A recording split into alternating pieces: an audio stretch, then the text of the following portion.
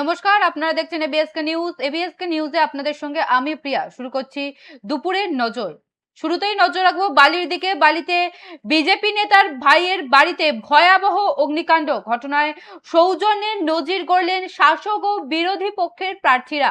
আগুন নেভাতে বালির তৃণমূল প্রার্থীর হাতে লাগানো থেকে শুরু করে বিজেপি ও সিপিআইএম প্রার্থীদের উপস্থিতি রাজনীতির ঊর্ধ্বে উঠে এক অনন্য চিত্র দেখল বালিবাসী।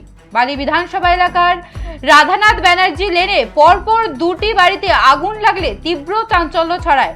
খবর পেয়ে ঘটনাস্থলে পৌঁছায় দমকলের দুটি ইঞ্জিন। তবে দমকল আসার আগেই আগুন নেভাতে হাত লাগান স্থানীয় বাসিন্দারা। খবর পেয়ে এলাকায় পৌঁছান বালির তৃণমূল প্রার্থী কৈলাস মিশ্র।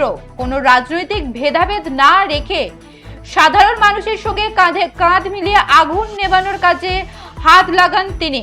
ঘটনাস্থলে উপস্থিত হন বিজেপি এবং সিপিআইএম প্রার্থীরাও। প্রায় ঘন্টা খানেকের চেষ্টায় আগুন নিয়ন্ত্রণে আসে।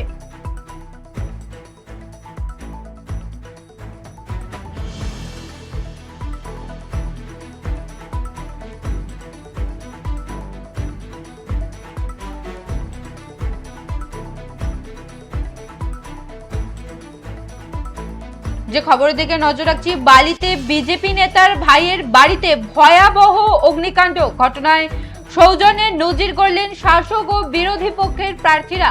আগুন নেভাতে বালির তৃণমূল প্রার্থীর হাত লাগানো থেকে শুরু করে বিজেপি ও সিপিআইএম প্রার্থীদের উপস্থিতি রাজনীতির ঊর্ধ্বে উঠে এক অনন্য চিত্র দেখল বালিবাসী।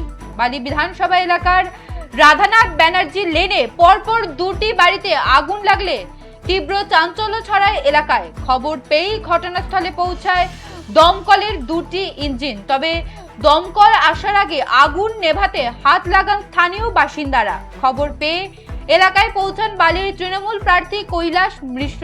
কোনো রাজনৈতিক ভেদাভেদ না রেখে সাধারণ মানুষের সঙ্গে কাঁধে কাঁধ মিলিয়ে আগুন নেভানোর কাজে হাত লাগান তিনি। ঘটনাস্থলে উপস্থিত হন বিজেপি এবং সিপিআইএম প্রার্থীরাও। প্রায় ঘন্টা খানেকের চেষ্টায় আগুন নিয়ন্ত্রণে আসে।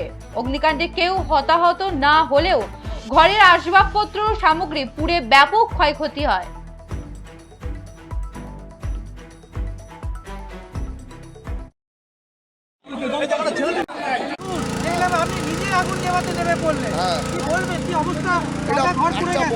খুব বাজে একটা ঘটনা খবর পেয়েছি প্রায় 11:30টার সময় আমরা, এবং তারপরে আমি কি আমাদের পুরো পাড়ার যারা ছোট ছেলে এখানে যারা থাকে সে সবাই একসঙ্গে আমরা ঝাঁপিয়ে পড়লাম, এবং মায়ের আশীর্বাদে সব ঠিক আছে, আন্ডার কন্ট্রোল। কোনো বড় দুর্ঘটনা হয়নি, কোনো মানুষের ক্ষতি হয়নি। হ্যাঁ, নিশ্চিতভাবে গরিবদের একটু বাড়ি ক্ষতি হয়েছে, আগুন পুরো পুরো ছাই হয়ে গেছে, জিনিসপত্র নেই, তার পাশে থাকতে হবে আমাদের। এবং আর একটা জিনিস, এই যে পুকুর দেখছেন, এই পুকুর কিন্তু না থাকলে এই বাস্তি আমরা বাঁচাতে পারতাম না। একটা জিনিস খেয়াল করলাম, জীবনের ঝুঁকি দিয়ে আপনি এই ধোঁয়ার মধ্যে আগুন তো মানুষ আপনার ভালো না থাকলে যদি আপনি কি বেঁচেই কি লাভ হবে? উপরওয়ালা আছে, বাঁচিয়ে নিচ্ছে, আমাকেও বাঁচিয়ে নিচ্ছে, যারা থাকে তাদেরকেও বাঁচিয়ে। দুটো সিলিন্ডার ছিল, ভিতরে ইলেকট্রিক সব ঠিক হয়ে গেছে, মায়া আশীর্বাদে সব কি বালি মানুষ একদম ঠিক আছে, ভালো। আমাদেরই কার্যকর্তার নিজস্ব আত্মীয়র বাড়িতে এটা হয়েছে, নিজের ভাইয়ের। এইবার অনেক মাল তাদের পুড়ে গেছে, কিছু ক্যাশ টাকা ছিল, একটা দুর্ঘটনা।